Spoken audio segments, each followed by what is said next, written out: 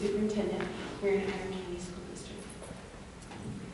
My name is John Meisner. I'm the Professional Development and ESL Coordinator for our district. I also work here at SUU as an adjunct professor. I teach content area literacy, and I've also worked for the state of Utah in the core academies where we help teachers prepare for the new core, and which is why I brought this here. If you're curious to actually see the entire core or what teachers have seen and used, you can come up and take a look anytime. My name is Elisa Ellis. I'm from Wasatch County. I am the resident expert of my children, and I'm a mother of 7 kids. And I had 6 kids in the school system, and this year I pulled 3 of them out. I still have 3 in. That's really who I am, and I started looking into Common Core about 2.5 years ago after a parent-teacher conference, and have spent more time on government websites than I care to admit, and I'm here to show you the findings that I have found. Thank you. My name is Margaret Wilkin, and I am a retired teacher, recently retired teacher from one of the school districts in the Salt Lake City area.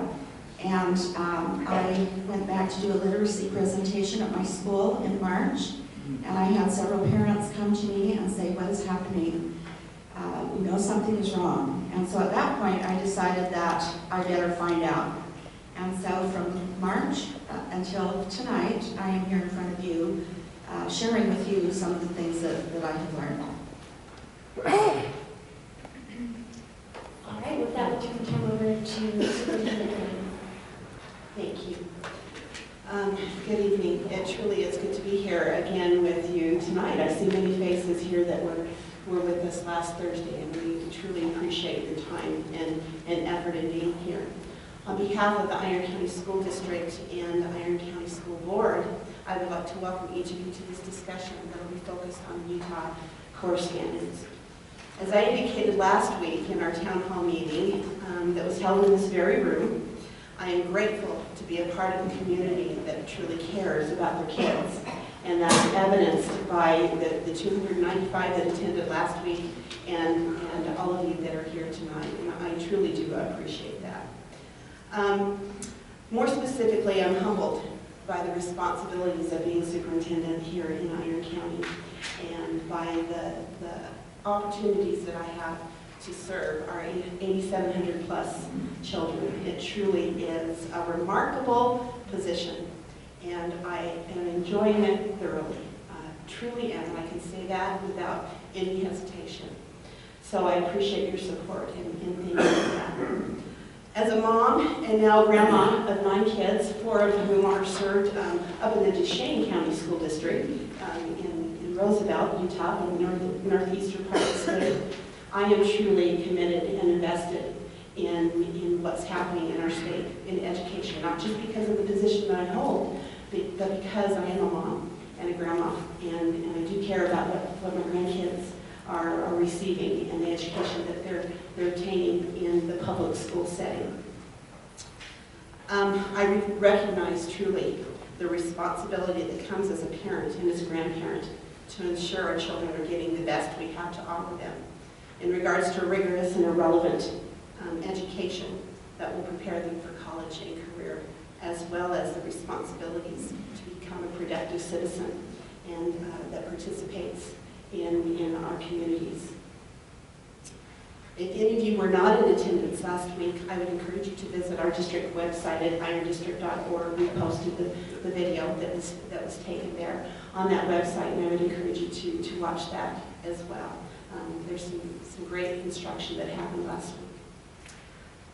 Questions regarding the core, its historical roots and evolution, its current implementation in our schools, Iron County School District's commitment to the core, Utah core standards implementation, the plans for future implementation both at the state level as well as our community level are all indicated on that video discussed. This evening, each of us have an opportunity to listen to both a proponent perspective as well as an opponent perspective. And I'm grateful for the opportunity. I truly am. I'm not just saying that. And I appreciate Elisa and Margaret for being here and being willing to share that with us. As Paige indicated, we'll first hear from John. I've grown to respect and admire John tremendously over the last few months since I've returned to Iron County. He was a years ago, and now serves in this great capacity. Does such a tremendous job in training and providing professional development for our teachers that truly does help them in their jobs. And again, does such a wonderful job. Paige has already outlined the format for tonight, so I won't go through that again.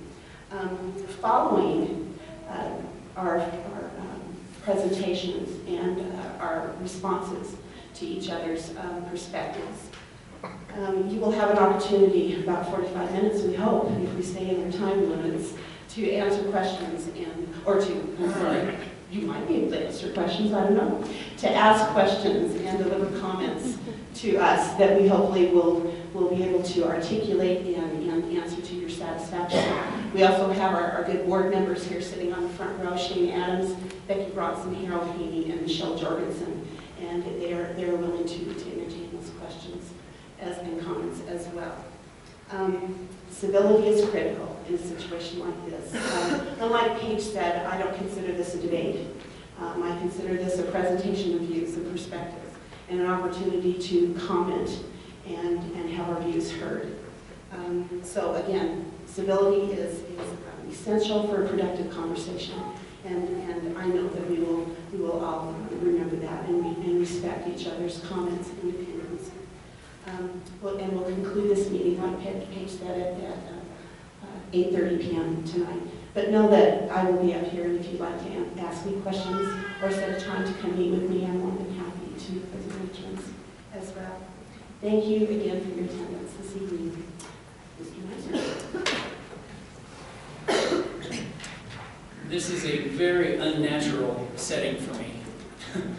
I'm a teacher, not a presenter, and teaching from a seated position is even more awkward for me. Stand up, because we're going to, because it is awkward. No, I have these. And I'm usually wireless as well, so I'm completely tethered to this table, so anyway, maybe that was just more for my own benefit than yours. As the proponent of the core, I can't say exactly that I'm here in that capacity, but what I am willing to do is present the core. And true to the core, you can make your own decisions. I will present the information that's within it, and then you are free to make your own decisions as you see fit. So first I'd like to take you through a couple just structural, for lack of a better term, elements of the core. And as you've probably already seen, that web address, you can go to it at any time, and you can get both these handouts, as well as this presentation. There are other links embedded within it. So for your own edification for later. So let's just get right to it. In the bottom right-hand corner, you see a link that says ELA Core Year Map. This is the notes from a meeting of the English teachers in Iron County from, it's about a year and a half ago now, where we met every English teacher in the district to both work within the core and determine what texts we might, that's critical, the might, we might use in our classrooms, with the intent of meeting the new rigorous standards and just to make sure that we don't step on each other's toes. Ninth grade teachers get very upset when the 8th grade teacher uses their books. So we sort of mapped it out, who was going to use what. It's not a required reading list by any means, but it's just an idea of things that the teachers here were considering using. All right, there we go. This, I just linked a document that the USOE, and you may have already seen this, has published indicating some of the facts and fiction regarding the core, Utah core. Some other links, Glenn Beck, I'm speaking personally as John Meisner now, not for the Iron County School District.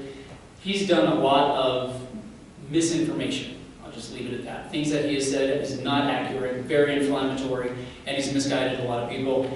This is a video that I've linked here, and I think if you compare what he has had to say along with the information you already have in your hands, you'll understand quite quickly some of the misconceptions. We will get to this. We're going to explain a little bit what the anchor standards are. Well, let me just say that because it's simple.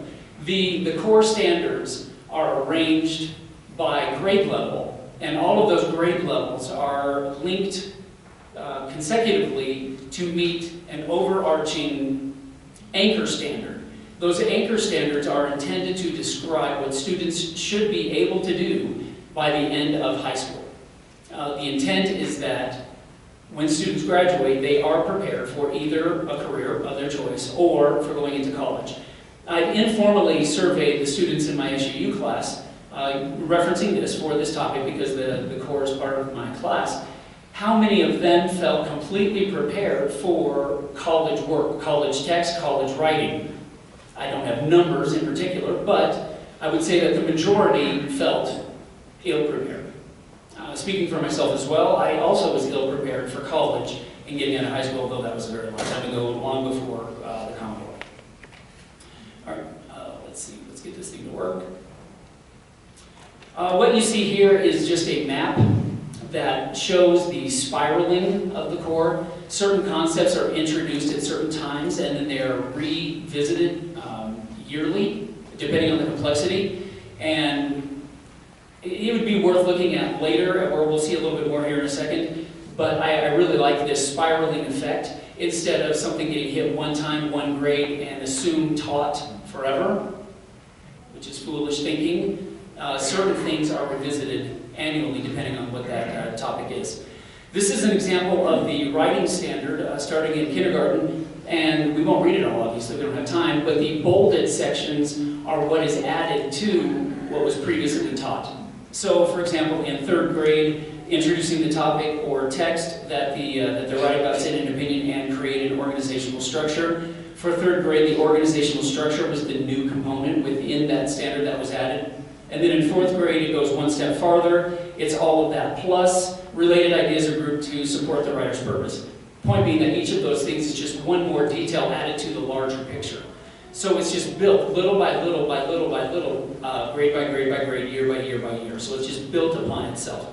And it goes all the way through 11th to 12th grade. So the standard that we begin working on in kindergarten, we don't finish, depending on the standard, depending on the component, all the way through 12th grade. That's just a structural thing. There's been a lot of confusion about the percentages about writing and reading. You can see, I'm looking at the 8th grade, the intention of 35%, 35%, 30% to persuade, to explain, to convey experience. The assumption here is that the language arts teacher is required for all of this, and that is incorrect. It's within the student's day, is how this writing is broken up, and the same with reading as well. What the student reads in a day by 12th grade should be 70% informational text. And that burden is not on the English teacher, that burden is on all teachers, and that's an important difference. And you can see the footnote there, and you also have it in your hands. The note and range on content of student reading, the idea is that students should be able to grapple with works of exceptional craft and thought whose range extends across genres, cultures, and centuries, meaning that our students need to be able to independently, that's a critical word, independently handle these kinds of texts. The text complexity is a 3-part model, and we'll look at this here in a second as well. Lexile levels is one part of that text complexity, how teachers choose what types of texts to use in their classes. The Lexile level, the intended level has been raised. What was acceptable at a certain grade level is no longer acceptable in the same way that we need to be expecting our students to read at a higher level. But as teachers, we have to prepare them for that, and that's what this graph shows. It's just Lexile level. The text exemplars, this has gotten a lot of press lately on the quote-quote reading list. There is no reading list, there are exemplars. And the underlined part, you have this in your hands as well, they expressly do not represent a partial or complete reading list. There is no intended reading list. So, because that has been commonly confused. The assessments, you can see the names in the upper right-hand corner here. These are Iron County teachers who are all working on the local, or working from a local capacity on the state's end-of-level assessments, meaning that local Iron County teachers do have input on the appropriateness, on the items on the test. So, and that's just for Iron County. Utah is developing its own test, and Iron County is directly participating in that. Okay, so in your hands, let me close this. In your hands, I'm going to take you through just a quick lesson. I know for a fact we will not have time to finish this, and so for that reason, whatever we don't finish becomes homework. Kidding, of course. However, if you feel free to finish it and turn it in. Okay. Excuse me. All right, so you have all of your handouts. Excuse me. So I'm calling this a scavenger hunt. This is a close reading activity, and what it's intended to do is guide you through key points in the core for you to identify critical pieces of information. So, in box 1, the question, which they're not all questions, but question 1, for what other subjects does the core set literacy standards? So if you flip to the third page in that packet, look in the green box, that's highlighted in a green box, and scan that real quick to find what other contents have literacy requirements.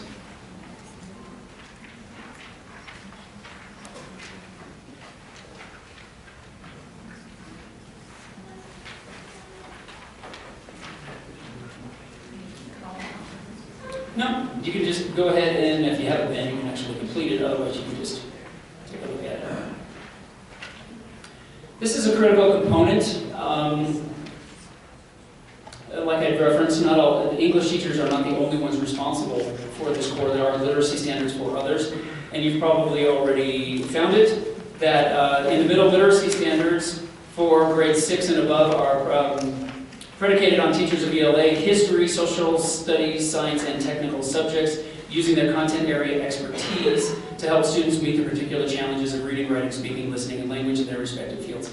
So the answer there, if you're writing this down, is history, science, technical, and social studies. All right, then on page 3, you're looking for a section called a focus on results rather than means. It's kind of highlighted with a pink box.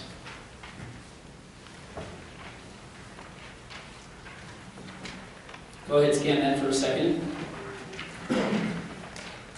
Now, if this were my 8th grade class, we'd be summarizing this in our own words and then comparing with what I wrote with my partner's work. Are there any more of these packets that you wrote? I brought 50. I wasn't sure how many to prepare for. I can give them one. There's a lot of us without them, actually. Here, come take.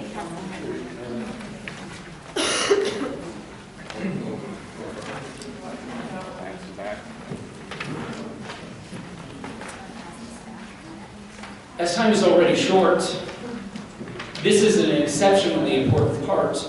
A focus on results rather than means. Normally I would not read to my class. However, I know not all of you have this packet. I'm looking at the pink bar and then the highlighted section just below it. By emphasizing required achievements, the standards leave room for teachers, curriculum developers, and states to determine how these goals should be reached and what additional topics should be addressed. Skipping down to the teachers part where it's underlined in red. Teachers are thus free to provide students with whatever tools and knowledge their professional judgment and experience identify as most helpful for meeting the goals set out in the standards. This is incredibly, and I can't emphasize this enough, and I'm speaking for Iron County in this respect, that the teachers individually and maybe collectively in departments, teams, or grade levels determine what and how to teach the students to reach the standards. The standards are skills that students need to have, and the teachers prepare the students to meet those standards. There is no intended, specific, directed curriculum in any way, shape, or form that we are given to teach our students. We decide how the students reach the standards. And if you're going to write if there's any newspapers in here want to quote, write that down. There is nothing that we are told specifically to teach the teacher or teach the students. We decide. We prepare the materials to teach. I cannot emphasize that point enough. Let's see. I already mentioned that. So I have seen that some are confused about the scope of what we can or can't teach, what we can help students with, what we cannot help students with. And again, it's within the core, and I'm looking at the what they do not cover. And you can find that. I'm looking at number 3 on this page. The standards do not define the nature of advanced work for students, meaning there is no place where the core maxes out. Their skills, the content that we use to help students at any level of ability, we're to meet that student's need, whatever that ability is. The same with any struggling student. Any interventions, any differentiation that is necessary for a student of any struggling ability, it's still our responsibility to meet that. There's nothing in the core that it has levels. It doesn't work that way. Again, it's up to us to meet those needs. Let me see, let me find what other... I'm looking on second page, Appendix A box. It says page 5. It's the second from the bottom box on the second page of your handout. Question is, who makes the final decision about what texts to include in the classroom?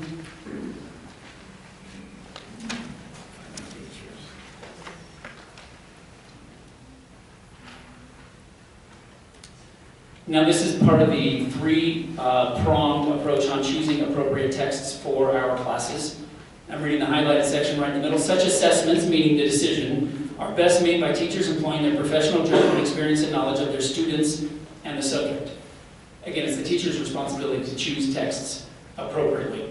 And lastly, I would like you to look at the true-false question at the bottom of that page, looking on the second page of your handout. Just a simple true-false question. And I would like you, I really would like you to complete the scavenger hunt using all of these handouts, because what you have in your hands is the core. True or false, the Utah Core for Language Arts is a dictated course curriculum that mandates what must be taught in a classroom. And the answer is? It's false. It is false. There is no curriculum in the core whatsoever. So I've given you additional handouts. You can see a little bit more on the 3-part text complexity, informational text, the lexile. Let me see. You have the anchor standards for reading, just as an example, so you can kind of see what the standards are, the notes. Let me see if there's one more thing that oh yeah, and then you actually have, look at the page, it looks a little bit like this. Let me see if I can find it real quick.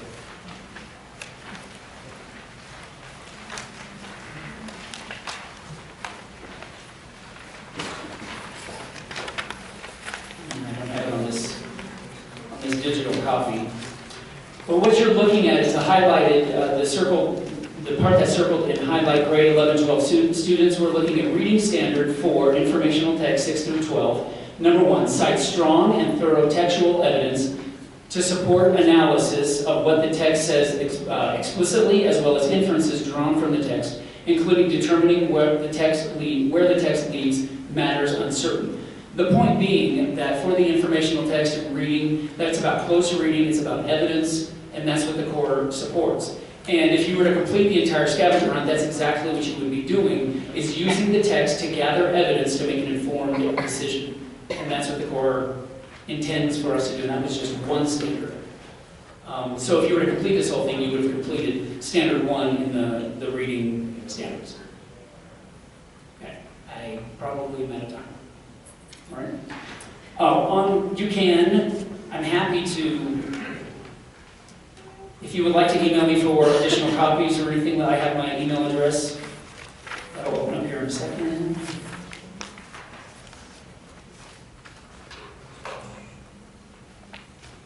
And I'll put the address again for this entire presentation that has all of these handouts embedded.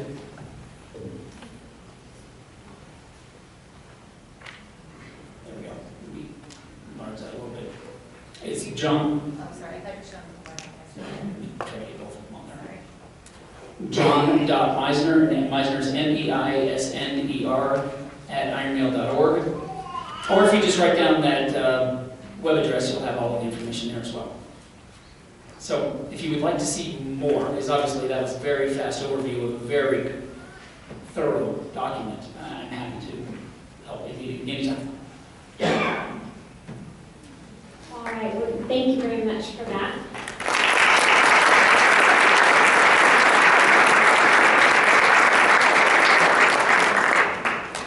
At this point in our evening, we'll go ahead and turn the time over to Elisa Ellis. for their 20-minute presentation.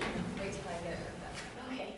In 15 minutes, I hope to show you the essence of what our concerns about Common Core are with this Common Core package. But the package is so complex and such a monstrous beast that it will be nearly impossible to show you all the concerns in 15 minutes. So I am forced to leave out some of the most fundamental aspects of this. So please don't take this as an end-all, be-all presentation of what the concerns are. Secretary Duncan acknowledged that traditionally the federal government has had a limited role in education policy, but the Obama administration has sought to fundamentally shift that role. Shift the federal role.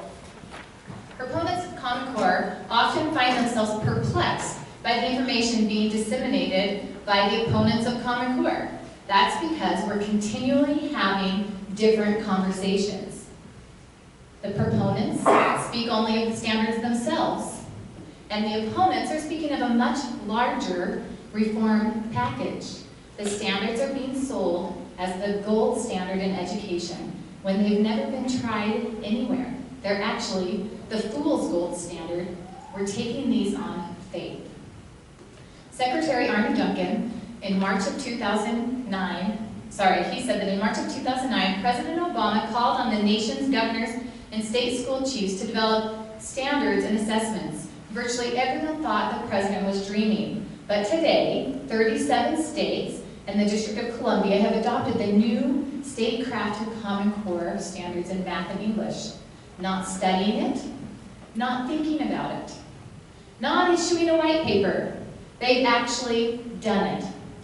This speech was given in 2010 to the United Nations Education Arm, which is UNESCO. The number of states has now since grown to 47. In this same speech, the Secretary acknowledges that America is now in the midst of a quiet revolution in school reform. This is precisely why Achieve did a survey last year and found that out of the voting populace, 79% had heard little to nothing about the Common Core package. These reforms were quietly slipped in while everyone was busy debating health care and trying to get ourselves out of a recession. Opposition is growing and will continue to grow as more and more parents see the changes happening in their schools. Common Core is being sold as simply a set of standards. But I'm here to tell you that there was indeed a quiet revolution taking place, and the standards were just one piece of a much larger education reform package that the current administration touts as its cradle-to-career reform agenda. If you go to whitehouse.gov and click on the K-12 tab, you will see the President's plans for reforming education. He calls this his cradle-to-career education to fundamentally transform education in America. The standards and associated assessments are just the tip of the iceberg. Do you know what's under the water? Due to time constraints, I can't get into all of these reforms, but I'm here to tell you that prior to being appointed as Secretary of Education, Arne Duncan tried these out when he was in charge of the schools in Chicago, and they were proven disastrous. Not the standards, but the other reforms. Secretary Duncan said that the Obama administration has an ambitious and unified theory of action that propels our agenda. It can only be accomplished with a clear, coherent, and coordinated vision of reform. The federal government may not have sat down and personally drafted the standards, but they have been very involved since the beginning of 2009. They highly coerced, incentivized, and threatened the states to go along with their education reform. These same reforms are in every grant and the waiver from No Child Left Behind issued by the federal government. There was a plan. In 2010, Secretary Duncan said, "Our theory of action starts with the 4 assurances incorporated in last year's economic stimulus bill." The 4 assurances got their name from the requirement that each governor in the 50 states had to provide an assurance that they would pursue reforms in these 4 areas in exchange for their share of the funds from the Recovery Act program. Secretary Duncan here is referring to the State Fiscal Stabilization Fund, which had to be approved prior to ever even being considered for the Race to the Top money. And the pot was much larger than the Race to the Top. Utah received nearly $900 million from the stimulus bill in education alone. And that was only after former Governor Huntsman agreed to all of the president's education reform ideas. Since they'd already been agreed to, since they'd already agreed to the reforms, it made it a lot easier to agree to the requirements for the Race to the Top application, which Utah didn't win. Of course, these requirements, although the same, had more teeth in them with this next grant. And the Common Core National Standards were the only ones in existence that fit the requirement. And they weren't even finalized yet. And just to make sure the state stayed in line, hopefully I'm off on slides, the Obama administration stepped around Congress and issued temporary waivers from the No Child Left Behind, which was a bad law, with these same 4 reform areas in there once again. This is why I call these reforms the Common Core package. Now, I can't give President Obama all of the blame. The plan to centralize education in America started long before the Obama administration. In fact, the move towards national standards started long ago and moved further forward under President Bush with No Child Left Behind. It was then propelled forward through massive private money and the stimulus funds. Once the current administration took office, things really took off, and the majority of the states made commitments to the standards before they were even written. Commitments. We didn't adopt them, we committed to them in our applications because we were rushing to get these Race to the Top funds. And if the golden carrot wasn't incentive enough for the states, the threat of losing federal money was. We're coming up against a hard deadline in America. How many of you are perfect? No one. Did you realize that under President Bush's No Child Left Behind, that schools must show 100% proficiency by 2014, or they risk losing their federal funding for education? The states are desperate to get out of a bad law and would do almost anything to get out from under the oppression they felt under No Child Left Behind. But what most don't realize is the oppression under this new package will dwarf what was felt under No Child Left Behind. When you put all the pieces of the education reform puzzle together, we lose control of education at a local level. The data collected by testing standards and tied to teachers' performance acts as an enforcer to make sure the agenda moves forward. So you may be thinking, what's the problem with these are minimum standards. These are Utah standards and we can do with them what we want, right? The Utah State Office of Education holds up a letter from Secretary Duncan as evidence that Utah has full control over Utah's core. That is partially right, unless you're under contract with the federal government's mandates, which we are under No Child Left Behind and our approved State Fiscal Stabilization Fund. The 15% language has been in every grant except for the State Fiscal Stabilization Fund, I'll make that clear, and just also in the No Child Left Behind waiver. Let me show you how to find it in the waiver. So do a Google search for Utah's ESEA waiver. And then when you get there, I want you to go to page 18, and you'll see where Utah had 2 options for reforming our standards. Utah chose option A, and there it says that they have to have common standards with a significant number of states consistent with part 1 of the definition of college and career-ready standards. So where do you find that definition of college and career-ready standards? Because it's not in the waiver. You have to go back to ed.gov under the ESEA Flexibility Index page, go under the map, click on the ESEA Flexibility Policy document, When you get there, it'll download a Word document, open it up on your screen, scroll down to the definitions page. Then you'll find college and career-ready standards. Part 1 of the definition says that we have to have standards that are common with a significant number of states. Now let's see how they define what common standards with a significant number of states are. You'll just scroll down to the next page, and then when you get to standards that are common with a significant number of states, you'll see that standards that are common with a significant number of states means that standards are substantially identical across all states in a consortium that includes a significant number of states. A state may supplement each standard with such standards with additional standards, provided that the additional standards do not exceed 15% of the state's total standards. This same language was in the Race to the Top grants, which we didn't win, was in the Race to the Top for Assessment grant, was in the No Child Left Behind waiver, it is in Achieve document. I also found it on core.org, corestandards.org. This one that I have there is actually from corestandards.org, and they have that same 15% guideline. And so I think that it is a fallacy to say that we do not have a 15% guide. So that's not supposed to be there. So now let's answer the second question that you have. These are Utah standards, and we can do with them what we want, right? You may have heard that we don't use Common Core in Utah. We use Utah Core, right? It's true that Utah Core does exist, and it has for a long time. And there are many subjects involved.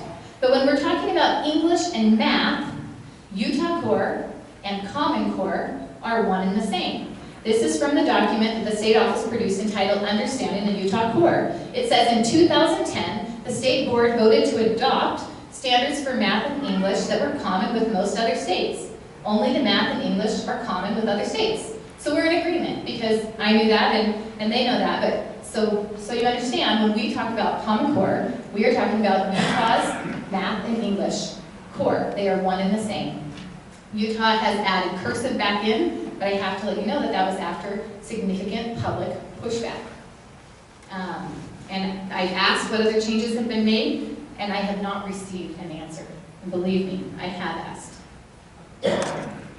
Earlier I mentioned that I don't have time to get into the details of all the individual reforms, but I think it's important to give you a little information on the data systems. We witnessed firsthand the loss of local control over education as our local board in Wasatch County voted to change our privacy policy to be in compliance with the recently altered federal FERPA privacy law. The federal FERPA, or Family Educational Rights and Privacy Act, was created in 1974 to protect student data and limit the amount of data that could be given without parental consent. But this law was preventing the sharing and collection of student data. So the U.S. Department of Ed, without going through Congress, made a regulatory change in January of 2012. As Ken Talbert, a DC educational lawyer, said, they turned it on its head. So that instead of using protective language, it now uses permissive language, allowing anyone, for almost any reason, to access our children's personally identifiable data. This is especially concerning because not only are the laws changing to allow for the collection and distribution of our children's personally identifiable data, but each state is also creating a system in which to house student and teacher data to allow for easy access and sharing of that information. This system is called the SLDS, or State Longitudinal Data System. In 2009, in that same big lump sum of money, Utah received $9.6 million from the stimulus bill to create, well, we had a state longitudinal database, but to expand it, our state longitudinal data system. How much is that? You have 1 minute and then 5 minutes. Okay, so I am not going to be able to get to that, but I want you to remember that the standards and assessments are just one piece of a much larger education reform package. I want to go ahead and skip really quick. In America, the schools and teachers are under a constant barrage of criticism, and citizens are under the impression that if we don't become like Europe or Asia, we're doomed to utter failure. It is possible, or is it possible, that we're creating a crisis?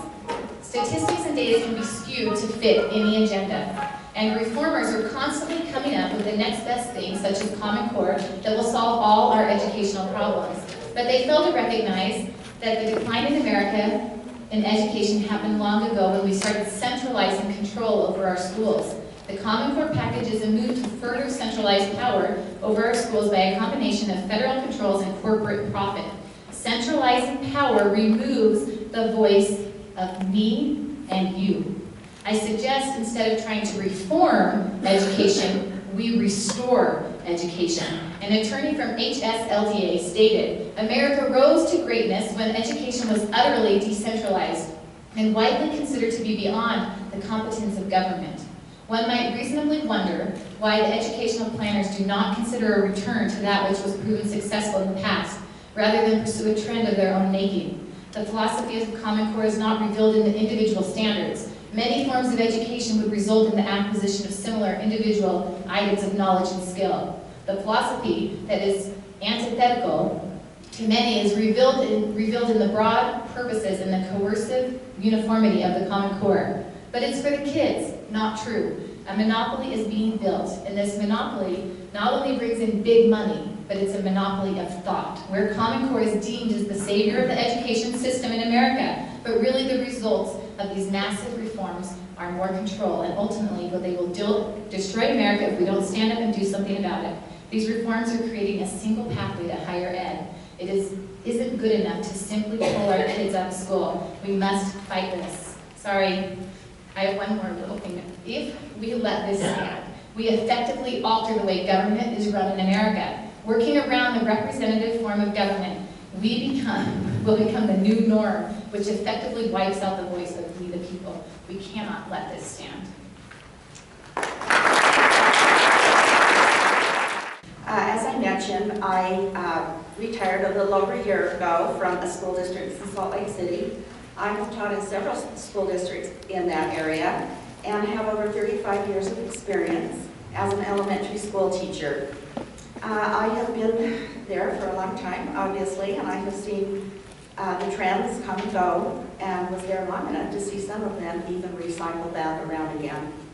But the most shocking and the most significant and the most impactful change I have seen in all of my 35 years of experience is the swift transformation in the elementary classroom that happened 2 years ago with the implementation of the National Common Core standards for reading and math. The math portion was put into place the year that I was retiring. Now, what I am going to relate to you is not only happening in the school district that I left, but in several other school districts as well. And this opens the door to what a school district can do to implement Common Core into the elementary school.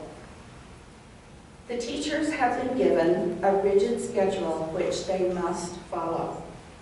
The morning schedule in elementary school requires 3 hours of reading and language arts in the morning, followed by 2 hours of math in the afternoon. This leaves 15 minutes for science, social studies, music, and art. Computer and PE time have been cut from 45 minutes once a week to 30 minutes once a week. In math, the teachers are required to teach certain concepts during specified blocks of time. The time allotted to teach these concepts is often not long enough for many students to grasp the idea. But even if the students do not understand, the teacher must move on to the next block of specified lessons after giving the test, and then move on to the next unit in this mandated block. This removes the teacher's ability to teach according to the needs of their particular class. And one of the very basic tenets of teaching is monitor and adjust to the needs of your students. This tight schedule that is required removes the teacher's ability to do this. And then, just to make sure that the teachers are doing this, they are monitored regularly by the principal, the reading specialist, the team leader of each grade level, and by district personnel. And this is to make sure that they are following the schedule. And then there is the excessive testing. The students are given 8 math and 6 reading tests in the computer lab, as well as 3 oral reading tests and 3 math, pencil and paper computation tests.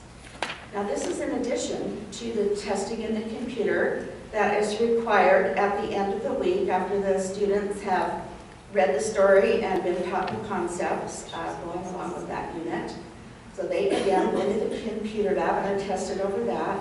And then in the math, they are tested once again at the end of these blocks of lessons that the teachers are required to follow with the mandated schedule.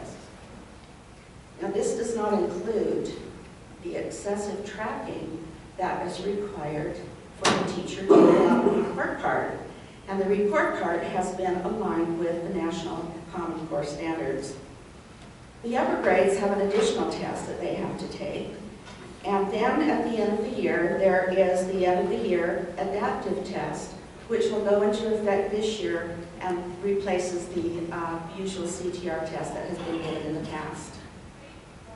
The next thing that happens is, along the way, as the teachers are giving these tests to the students, they are called into the principal's office, along with the reading specialist, and they are grilled as to why all of their students have not met the required benchmarks and what they're going to do to make sure that these students all are meeting the benchmarks.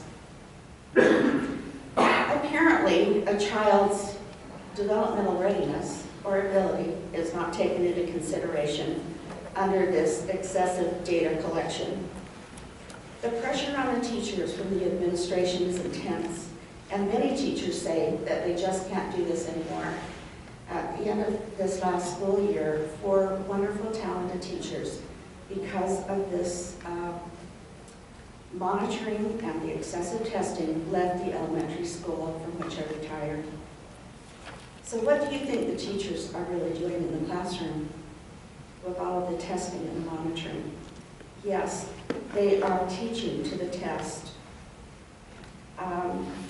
They are forced to do this because of the grilling by the principal and the reading specialist, and also because a law has been put into effect that was required by the waiver to get out of part of No Child Left Behind, that now ties the teacher's evaluation and test scores, or excuse me, their evaluation and their pay to the student test scores.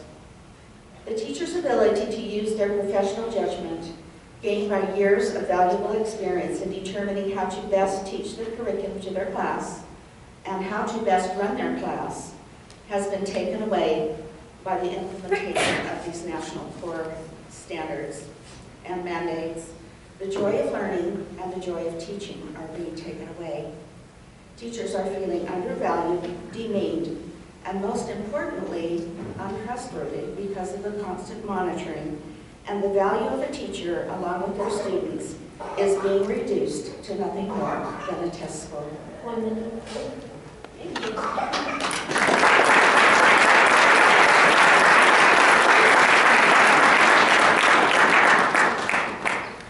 At this point, we'll go on to the 5-minute rebuttals, and we'll start with rebuttals. Thank you, Paige. I'm going to take about 3 minutes and respond to this, and then John will take a couple of minutes and respond to Margaret. But I just have to say something about Margaret's comments as well. You need to realize that Margaret's from Canyon School District, and her comments do not mirror what's happening in Iron County School District. We have several teachers that are here that could attest to that. Have things become more complicated? Absolutely. I've been in education here in Utah for the last 17 years, and I have seen them become more complicated. But as far as collecting data, as far as the evaluation of teachers and administrators, and what was that third that you had? Oh, and turnaround schools. Those aren't bad things. It depends on how the district handles it and the connections that we make between teachers in the classroom and student learning, as well as leadership in the school and student learning. And the research is clear, especially for the last 5 years, with the Wallace Foundation report, that there's a very direct connection between teachers and student learning. Teachers' effectiveness in student learning and administrators' effectiveness in student learning. So I want to make those evaluations. I want to have those conversations with teachers. I want administrators to have those conversations with teachers. And I want teachers to have those conversations with themselves, with each other, about what's best, what good strategies and practices are. The day that Margaret described is not a day in the life of an Iron County School District student. I'm glad to hear that. Thank you. Then just a couple of others, and I'm not going to make a lot of comments because I spoke quite a bit last week along with the state's school board individuals and Sid Dixon from the state office, and we addressed every concern that was spoken about tonight by Elisa. And of course, you're open and welcome to ask those questions once we finished our 5-minute time. Am I getting close, Paige? 3 minutes. Oh, wow, thank you. All right. Again, much of what was said was covered last week. It does need to be pointed out that there are 46 states where the governors joined a consortium to develop these common standards. They're not national standards. It was not a national movement. And again, that was said last week. But just like John earlier, we need to make that very clear. Utah joined a consortium of states with the Governors Association, and that's how it began. Those standards were vetted with teachers, with administrators, with state school board members, with district school board members. We had a chance to do that. I remember Brenda Hales, while I was at Brigham Young University a couple of years ago, back in 2010, 2011, came to BYU and spoke to our prospective teacher candidates and our prospective administrative candidates about the core, what was going on, how it was being developed, what their part would be to play in the implementation of the core once they got into practice within schools, either here in Utah or any other state that was a part of this consortium. And I was grateful for that information. It helped me as a teacher at BYU and as a researcher to incorporate that in the classroom as well as delve into the core. And so it was vetted. And again, I'm appreciative of that. Finally, growth and proficiency. That's what we're looking at now. With No Child Left Behind, it was a dismal kind of situation. As a special educator, 1 minute. as a special educator, we knew that every student in every classroom, in every school, in every district, in every state in our nation was not going to reach that 100% proficiency. We knew that. That was discouraging. That was a discouraging part of No Child Left Behind. I'm glad it's long. I'm glad we have something else to look forward to. And I'm grateful for the provisions for monitoring student growth and proficiency. Is the process perfect?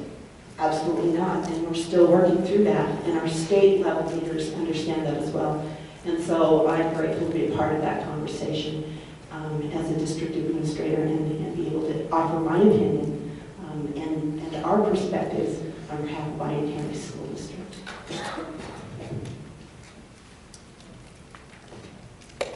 30 seconds.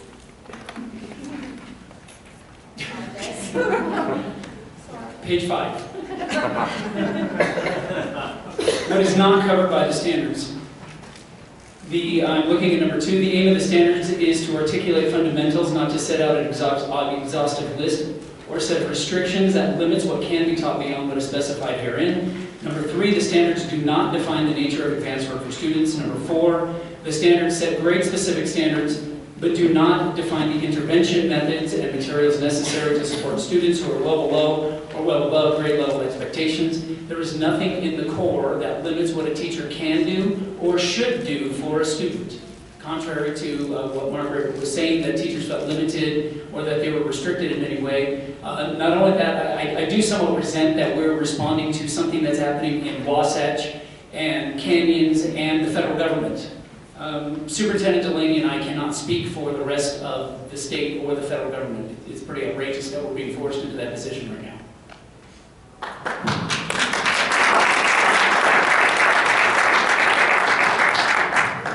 I'm not trying to force you into that position, but you having been in the school district where I live, or where I worked, I'm sure you're aware of what I'm referring to. And I'm happy that you are a more compassionate superintendent.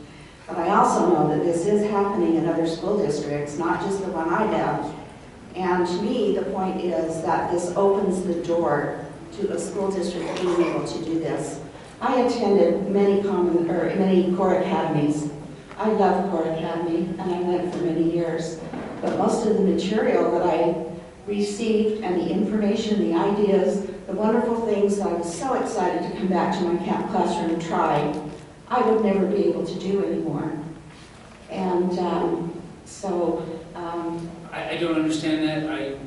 well, I disagree. mentioned to you that because of the schedule, that the teachers have 15 minutes. That is not true in Iron County. Okay, Again, and we're like I responding to said- something that's not happening here. Okay, I'm not trying to insinuate that it is, but I'm You are just saying. insinuating that's it. Okay, I apologize, I'm not trying to insinuate that. I am saying that it opens the door for this happening, and it is happening in several school districts that I am aware of. Also, with the Pearson reading and math textbooks, which are being published by many school districts, the reading textbook, the teachers have to follow a very strict script as to what. Again, now we're is- responding to textbooks. Okay, well, I'm just giving information. And they have been told that that the Pearson reading and math are aligned with the National Common Core standards.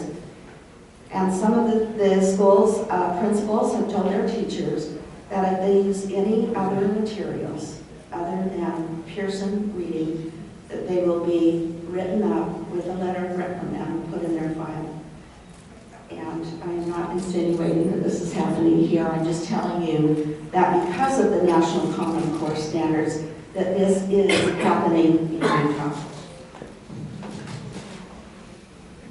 Thank you. How much time is left? You're at 2 minutes and 30 seconds. Okay. So I think that it's important to recognize as administrators that we need to create an environment where teachers can come to you with concerns. And I applaud you for doing that, because I have traveled around the state speaking just as a citizen. No one's paying us to do this. I have concerns. I'm spending a lot of time doing this daily. And I have met teacher after teacher after teacher in districts where administrators feel like they are creating open dialogue, but teachers, because they know that their pay will be tied to a lot of these reforms, are too timid to step forward and speak out. And this happens in almost every single district, and last time I spoke here, it was the same case here. There are teachers that feel like they do not have a voice, and I think it's important that we make sure that they do have a voice, they do not feel threatened. I think that accountability is a good thing, I agree with you. But accountability to whom? And standards are never just standards. They drive curriculum. You can't look at one aspect and pretend like it doesn't affect anything else that's going on around you, especially when you put in the testing and the data that's being collected, and it is happening. There is data being collected. Our state longitudinal data system on the fact page, it calls for individual teachers to be connected to the students. And it says, that they'll use it to help teachers that are 1 minute. failing. But it's important to note that we are then turning accountability away from the parents and local citizens to far off distant bureaucrats.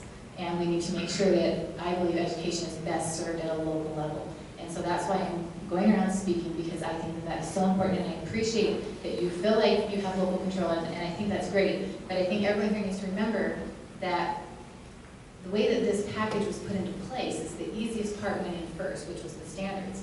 The rest of the reforms are still yet to come. And so you're not seeing a lot of the things that are going to be happening.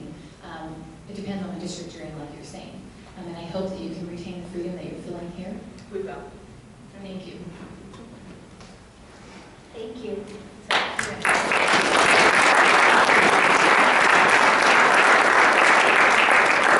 And I need to say, I'm appreciative of John's passion.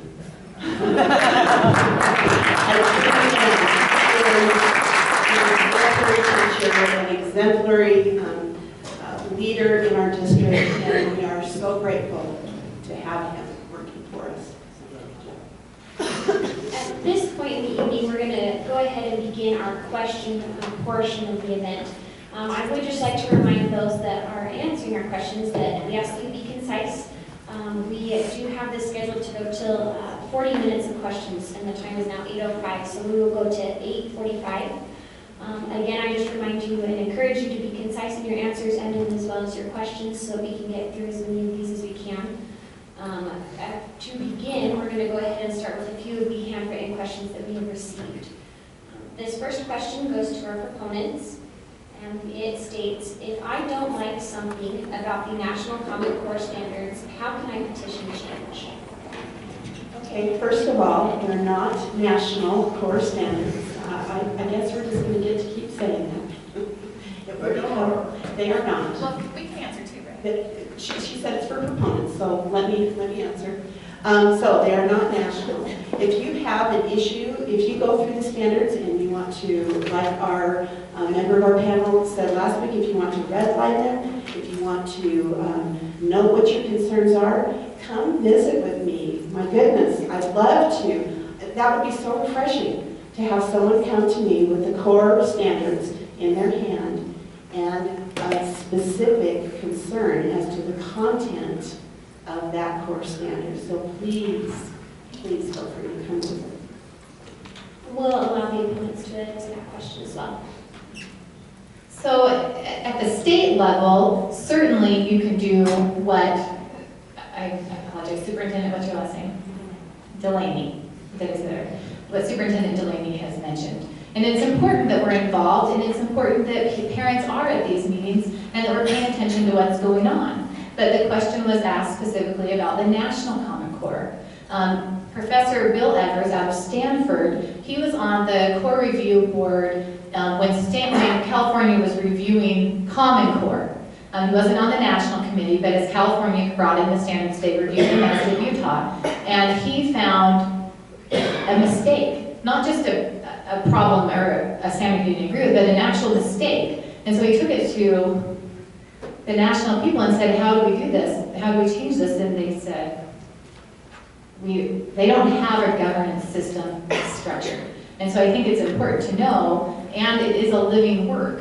And so what teachers are loving about the standards could, in essence, change. And when Brenda Held was first bringing this to the state board in 2009, she said that we were not allowed to send a team from Utah back because they didn't want this to turn into a constitutional convention. And I think that that's important to note. This system was drafted outside of Utah. Now, the teachers in Utah had a huge impact on when they looked over drafts, they were able to make some notes and send them back. But we did not have, Brenda Hills admitted last summer at a meeting in Wasatch County that Utah sent no one back east. No one. And I think we heard Sid Dixon say last week that Utah did have a presence at that meeting. So I'm not sure what context, how that happened. I don't want to he said, she said, or a hearsay kind of thing. None of us were I wasn't here last weekend. Anyway, so there was Utah presence. And again, they're not national standards, they're Utah's core standards. We do have the ability to work with them. It is a living document and things will be addressed as concerns are brought to the forefront. Thank you. We'll begin our next question. This one is for both sides of the table. We'll start with the opponents on response and then go to the proponents after. The Utah State Office of Education reports that Utah missed out on Race to the Top funding, yet the opponents of Utah's core standards argued that Utah received $900 million. Who is correct? Where does this $900 million figure come from? $900 million is not Race to the Top funding. The Recovery Act, the American Reinvestment and Recovery Act, was huge. And the State Fiscal Stabilization Fund was I don't want to give the wrong number, but it was in the billions, and these are the two numbers in my head, either 48.2 or $65.2 billion that were offered to the states. And as I stated earlier, Utah went to the governor's office, and the governors had to agree to the president's for education assurances for reform. Now, there's always going to be some good aspects, but you have to look at the overall picture, and everyone has to decide whether or not the pros outweigh the cons. I'm of the opinion that the cons outweigh the pros. I'm sure they're of the opposite opinion. That's fine. I'm just happy that we're having this discussion because it didn't happen prior. Utah did not receive Race to the Top funding, but I do want to help you understand why opponents are so concerned. As you go back, I encourage you all to do this. Go to the state office's website and go to the 2009 and listen to all the audio of the state school board meetings, because that's what I've done. And there was never talk about raising standards or more rigor or world-class education or world economy. It was all about how do we get this money? What do we need to do to get the Race to the Top funding? And so, as a citizen, that causes me concern. Because were we really paying attention to what was going on, or were we so concerned about getting a big pot of money because Utah is touted as the lowest funded state in education in the nation? And my state board member told me that they would take any money that came. But anytime money comes, there are strings attached. And Utah does not completely control this core because there is a cap on it. And someone from the Department of Ed even said, they laughed and said it's ridiculous that the state office is pretending like that doesn't matter. Because if Utah adds more than the 15%, it invalidates our waiver when it comes up for review. And I want to also make it clear that Utah did not get out of No Child Left Behind. These waivers are temporary. They are 1.5-year waivers, and they are from portions of No Child Left Behind. So now we have No Child Left Behind and Common Core. We have both of them. And I want you to know that the waiver, the temporary waiver, is almost up. And the next round of waivers, to reapply, we have to send in all this data showing how the state office has gone around selling Common Core to the citizens is one of the things they need to show. They also need to show how they are going to equitably distribute teachers to make sure that all schools are equal. There's often talk in our country about redistributing money. It causes me concern that we're talking about redistributing people. Okay, first of all, so the $900 million is referring to the ARA funds that we did receive. Yes, for education. For education. That was, we here in Iron County were beneficiaries of that funding. As the special programs director at that time, much of that funding came to help supplement funding that was much needed in order to implement systems of intervention in our district and to attend to our multi-tiered systems of support initiative in helping our advanced learners, our English as second language learners, as well as our students who struggle behaviorally. And that's where much of that funding here in Iron County was directed, was to helping individual students based on their needs and based on what teachers were seeing in individual classrooms. And I'm much appreciative, and I'm not ashamed to say it, of what those funds were able to do for Iron County school district students. It also helped to fund many of our homeless students in our community and give them much needed supplies and help and shelter at a time when they much needed it. We're living in a new and different age We, in our school systems and in our schools, are required to do much more than we ever have had to do in the past or been able to do in the past for students. So again, I'm not ashamed to say that yes, we did receive funding, those are our funds, and they were put to very good use. And I know specific students and specific families who were able to benefit from those funds. Also, there's a misnomer, Elisa used the term, the state's required to go around and sell, and again, I'm going to call it the Utah core standards. I guess you can take that perspective, that they're required to sell it. But in every meeting that I've been in every conversation I've had at every level within our state, that's not the feeling, and that's not the sense that I get. It is that we are informing, that we're informing our constituents, we're informing our parents, our administrators, our teachers of what the Common Core standards are, the Utah state standards. And that isn't anything new. As we noted last week, those have been around for many, many years. The fact that we joined a consortium of states in order to articulate important learning for all students, no matter what state they were a part of, no matter what state their parents moved to, the curriculum would help them to meet those college and career ready standards so that we were truly preparing them. I moved here from California in 1997, and I can tell you that the standards were different from California to Utah.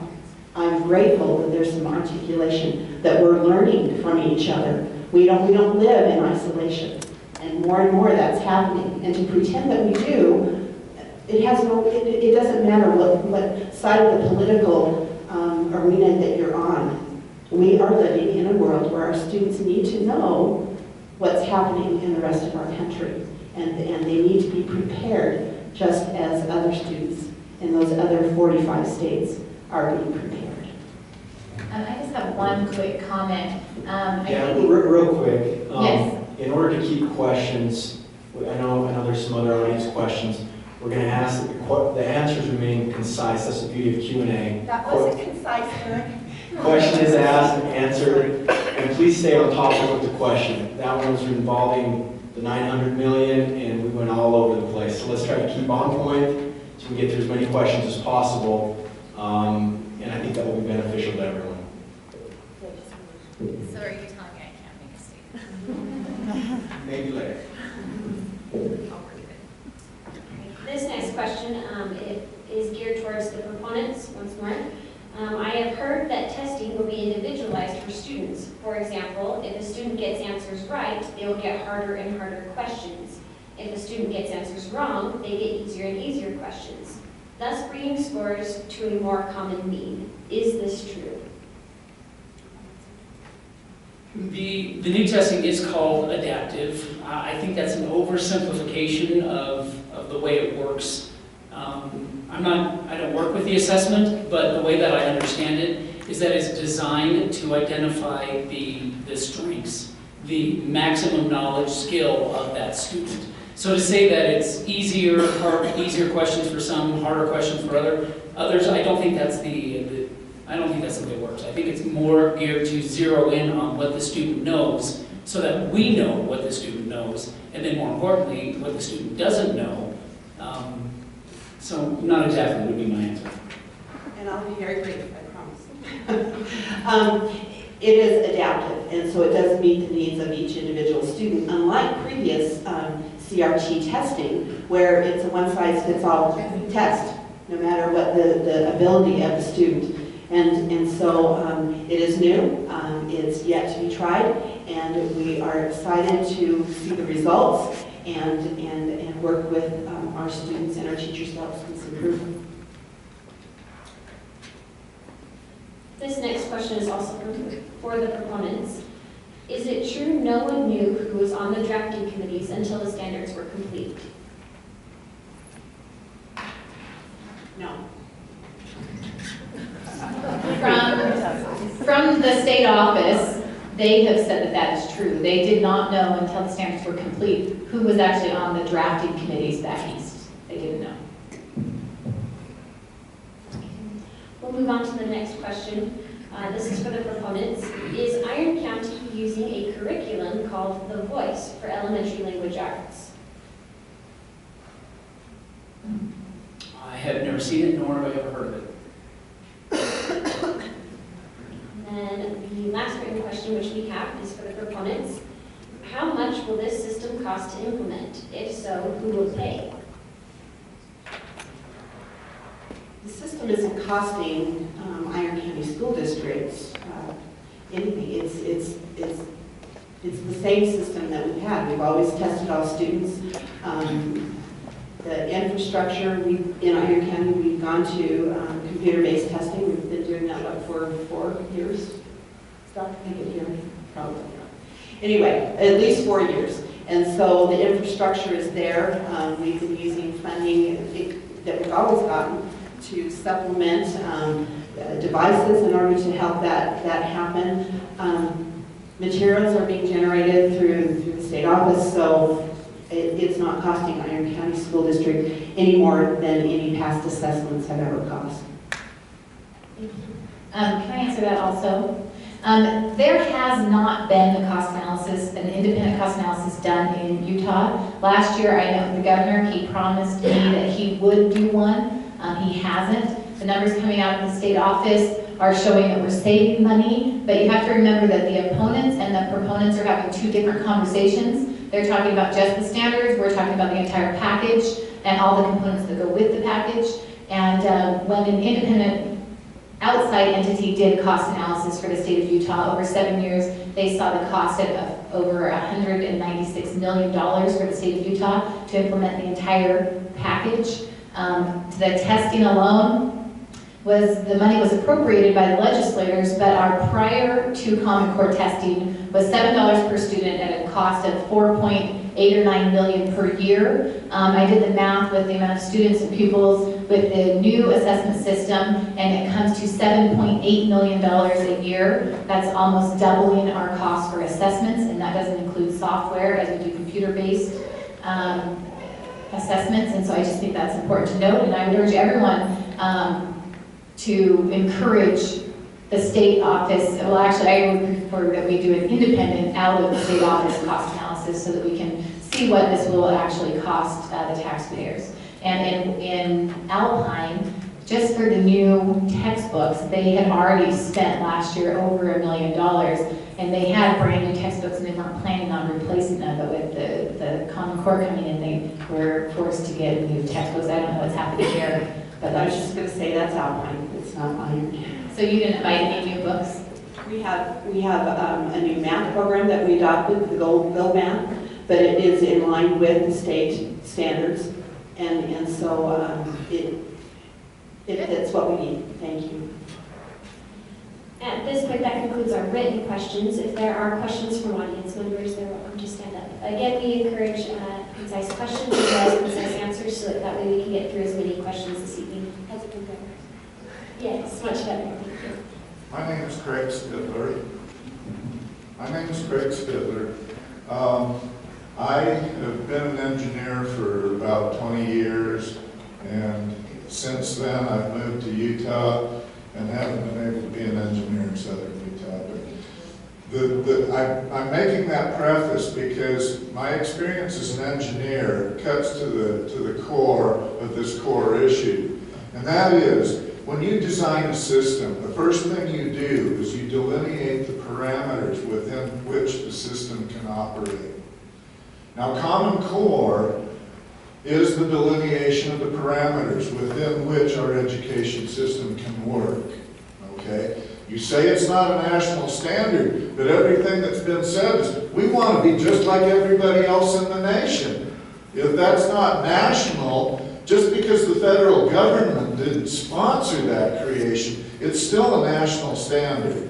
Okay, and you can shake your head, but it is a national standard, and the federal government is saying, yes, you ought to use this national standard. Okay? Now, my point is this. If you set up a standard, for example, I'm looking at grade 11 and 12 students' guideline here for reading. And then it states, I'm going to paraphrase, it states, that the students will be given a text, and they'll be asked to analyze the merits of that text in conveying the message that that text conveys. Okay? Now, and I'm thinking about that. What if the student sat there and said, you know what, I think this text is garbage. I think this text is a lie. Let me bring in my own facts. And it says here, they can only use the facts that have been given to them.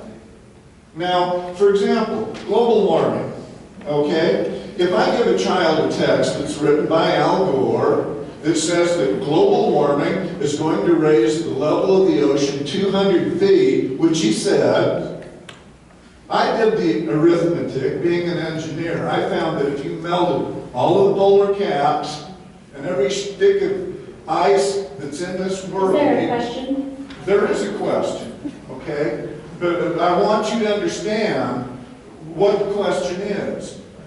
If you do the calculation, the water level will only rise 5 feet, okay? Now, if a child is intelligent enough to look at a passage and they go, this is bullcrap, and the teacher goes, you must use the text and you must mirror back what the text says. That's what it appears to be saying here. I'll assume that that was your question on, Okay. on whether a student would be required to do that, and the answer is no, the student would not be required to do that. The intention of these standards is that a student uses evidence to make an informed decision or opinion on something. If he, using that evidence in that text, determines that it's false, well, then that's satisfactory. He used evidence in the text to prove a point. Is it limited only to that text? Well, of course not. Now we're talking about what the teacher can use as a research project to make a final paper. That's all very appropriate. There's no dogma that must be included in a curriculum according to these standards. I would like to think that's true. It is true. The thing that I found is that you can make the system go to the left or go to the right, and I'm talking politically. Well, we're not talking politically. We're talking about teachers and curriculum in a classroom. I am talking about politically. I don't want my daughter to be taught to be a communist. Okay, there's no... I know. The Communist I know the purpose of Common Core has been put together by corporations so that they can fatten their pockets. And I know that it's being put together by leftists so that they can make our children into jelly donuts in their heads. I don't want Sir, is there a question? All I will say is that is not in the core. Okay, it is in the core. Thank you, sir. Okay, you're not talking about, then this is the thing that bothers me, and I always... Sir? Okay, I'm really ticked because you're talking around the core, but you're not actually talking about what Sir, the we're going to core move on is. to a few of our other questions. Thank Yes. you.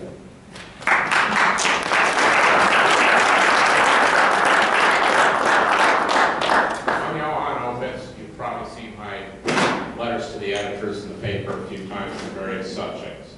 I moved here in 2010. I've been involved in politics, took an interest in it 49 years ago, and I have seen where this country has been going. Let me tell you what, I've paid attention to economic policy, domestic policy, foreign policy, longer than the majority of the people in this room have lived. I found, listening last week and this week, that the education system in this state and locally is addicted to a substance that is more addictive than the opiates, than nicotine, than cocaine or meth, and that's called federal dollars. When Washington, D.C. created revenue sharing, they did so with the intention of saying, hey, free money, free money. And the states, local and governments, sat there and said, oh boy, free money, without realizing it wasn't free. First of all, it was money that was picked from your pockets. And now they're giving you some of it back and say, be happy, it's free. Sir, is there a question? No, this is a comment. And what I am telling you is it's not free money. And as every year goes by, there is more and more strings attached to that quote, free money. Is the local educators here willing to tell the government, especially the federal government, get lost, we are taking full control of our education? Are you willing to stand up? Or are you going to sit there and keep that injection going in your arm, $3? Do you want me to respond? Yes. Okay. It's not an injection, it's not an opiate, it's not a drug. It's what we use to help educate our students here in Iron County. It's not free. I'm willing to give that money out of my pocket, and that's Shannon Delaney personally, in order to see that my children, my grandchildren, all of your children and grandchildren have the education that they need in order to be able to live There a is good no life in law this country. preventing you from voluntarily contributing your money. But this is not a voluntary contribution. It is forcibly. voluntary. No, it is not. Taxes are taken as a point of a gun. Thank you. Before we jump on, do you three have questions? Yes? Yes? Perfect. Let's continue with the question and answer session. Thank you. I wanted to flesh out a question that I asked last week, and I appreciate your patience and your indulgence. Something that John mentioned today really opened my eyes. I did not realize that it was actually the point of the Utah Corps to not have a specific curriculum. I thought maybe I was just missing something, and it turns out that that's not the case. So indulge me just for a second. Let me give you some background, and I promise there's a question. It seems that the implementation then, especially in math, is really, really subjective. If my child is in a class with a teacher who is new, or a teacher who is tired, or a teacher who is a student teacher, or in a class where there are 35 kids trying to learn brand new concepts, not all of those kids are going to get it on that first try. So the implementation that is happening is my kids are coming home and I have no way of helping them. I can Google slope intercepts, but it may not be the way that they were taught that day in school. And it's causing confusion and it is causing frustration with parents and with students and with teachers. And I agree that I have talked to many teachers who are very frustrated and who are unwilling to come forward and say that they're trying to deal with it the best they can. If I have a real estate client that thinks I suck, there is an entire marketplace of people that they can go to if they don't want to work with me. If my child has a math teacher who is not effective for whatever reason, and I want to make very, very clear that my kids have had fabulous teachers in Iron County. They really, really have, and I'm extremely grateful for the work that the teachers put in because it's a lot.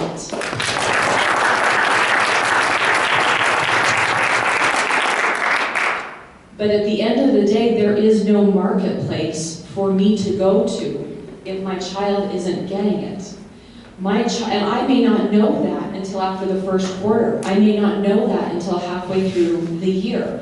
And the teachers that I am talking to are telling me that they are really lost. They're really scattered because there is no base curriculum for them to draw from. So my question, I told you there was going to be one. My question is, can the district support these teachers in doing something so we can, and maybe it's just in Iron County, create something that all of the teachers can draw from, that there's some kind of a basis so that I as a parent have, if not a textbook, a website, something that I can go to that my child can say, Mom, this is what I'm learning, can you help me? Because I can't do that right now.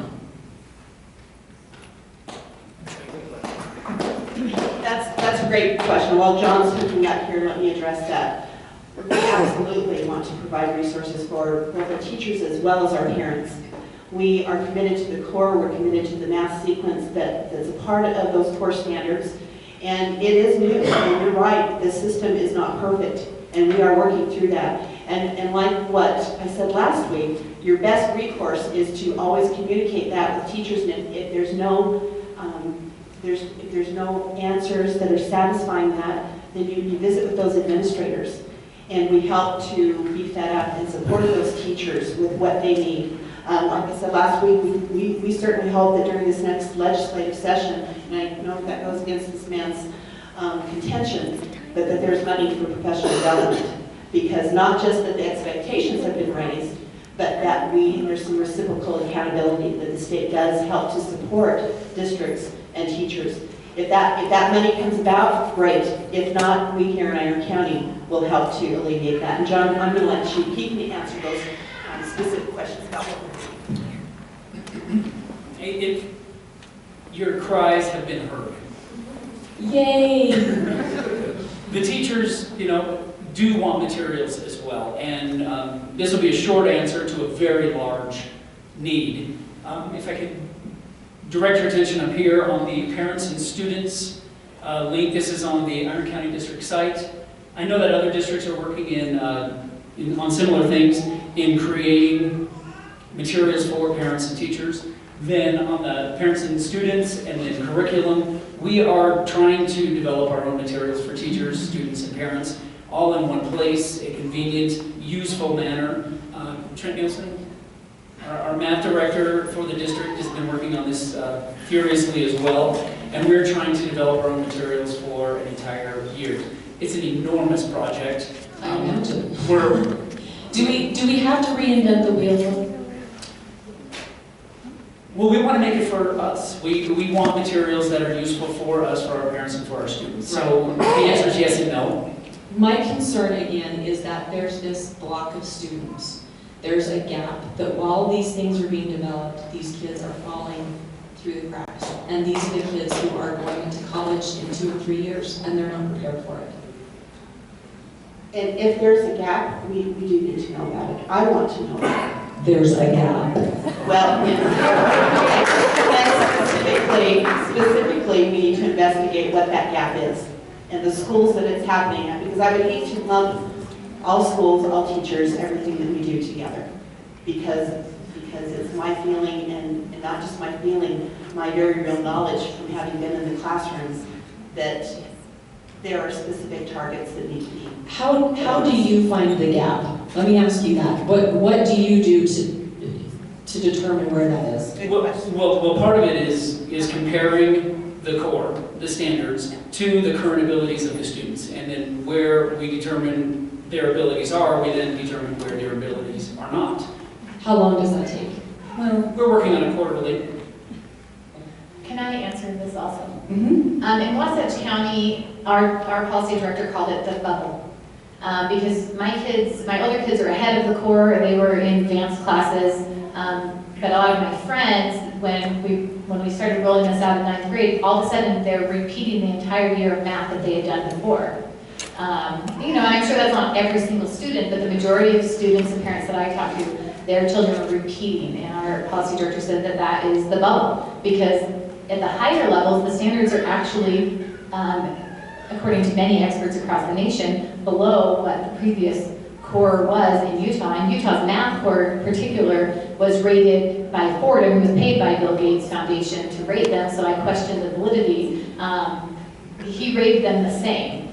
But they said that Utah's previous math core was clearer and easier to understand. And I want to address something in the standards about whether or not the standards themselves actually tell teachers how to teach. Now, not all the standards do, but it's a fallacy to say that none of them do. For instance, math content 1.OA.C.6, it says add and subtract within 20, demonstrating fluency for addition and subtraction within 10. Use strategies such as counting on, making 10, and it says example 8 plus 6 equals 8 plus 2 plus 4 equals 10 plus 4 equals 14. Decomposing a number leading to 10, example 13 minus 4 equals 13 minus 3 minus 1 equals 10 minus 1 equals 9. using the relationship between the, anyways, but just by reading that, they're showing that a certain methodology is required for that standard. They have charts showing how they would like the standards, some of these standards taught. And so I just think it's important to know that also at the beginning of the standards, the process standards for the math, many experts, and I am not a standards expert, so you can laugh, but neither are most of you. If you look across the country, standards are a fairly new thing in America. They started with No Child Left Behind, basically as a national setting. And anyways, I lost my train of thought because they were laughing, and I apologize. Thank you. I don't really like being laughed at. If I think about it, I will interrupt and say, oh, process standards. That is where we are getting the investigation